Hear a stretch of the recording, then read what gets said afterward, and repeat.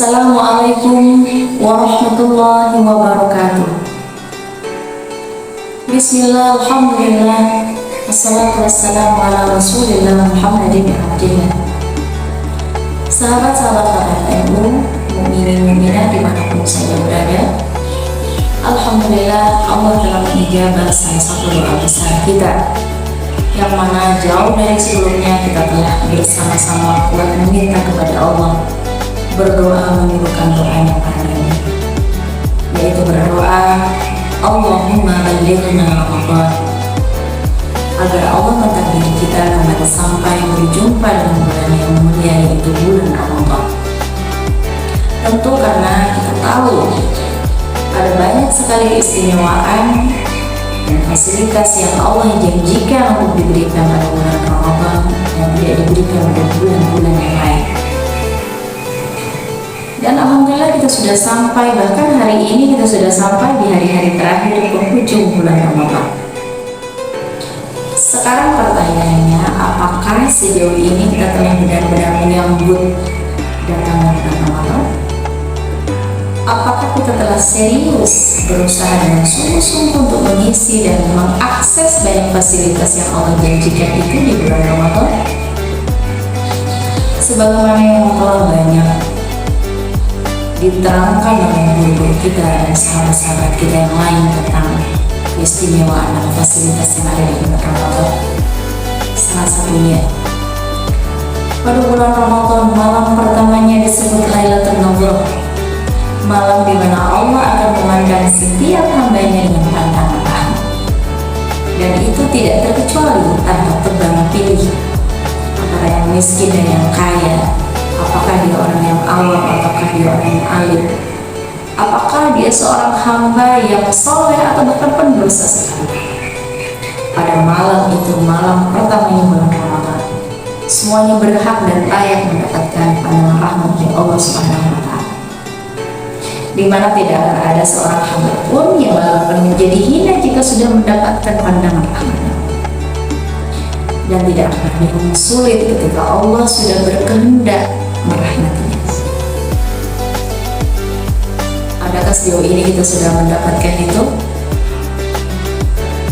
Sahabat-sahabat, termasuk juga dari fasilitas Ramadan, Allah telah memudahkan jalan kita untuk menambah ibadah mendekatkan diri kepadanya selama bulan Ramadan.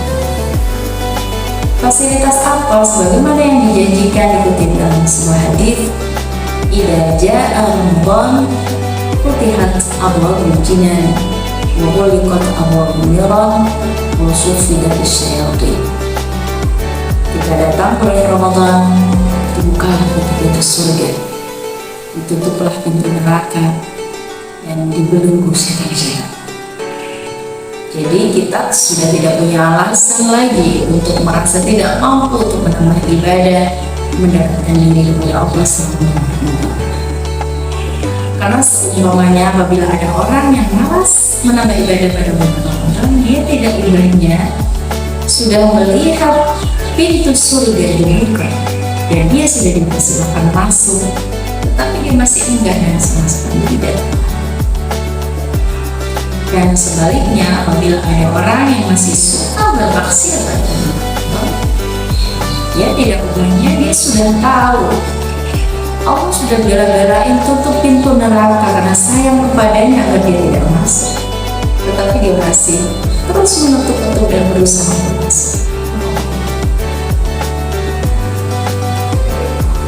Dan juga termasuk fasilitas Ramadan yang sangat familiar yang kita semua tahu, maka kita selalu bilang dia sedang berburu fasilitasnya, yaitu pada bulan Ramadan ada suatu malam yang istimewa, disebut malam Lailatul Qadar, di mana apabila kita beribadah pada malam tersebut, Allah akan melipat gandakan pahala ibadah kita sampai setara dengan pahalanya orang yang beribadah selama 1000 bulan. Dan itu hanya diberikan kepada kita, umat Nabi Muhammad SAW, umat yang berumur lebih pendek, tetapi oleh Allah diberi kemudahan untuk mendapatkan pahala yang besarnya bahkan melampaui pahalanya umur yang berumur lebih panjang, yaitu umatnya Nabi terdahulu.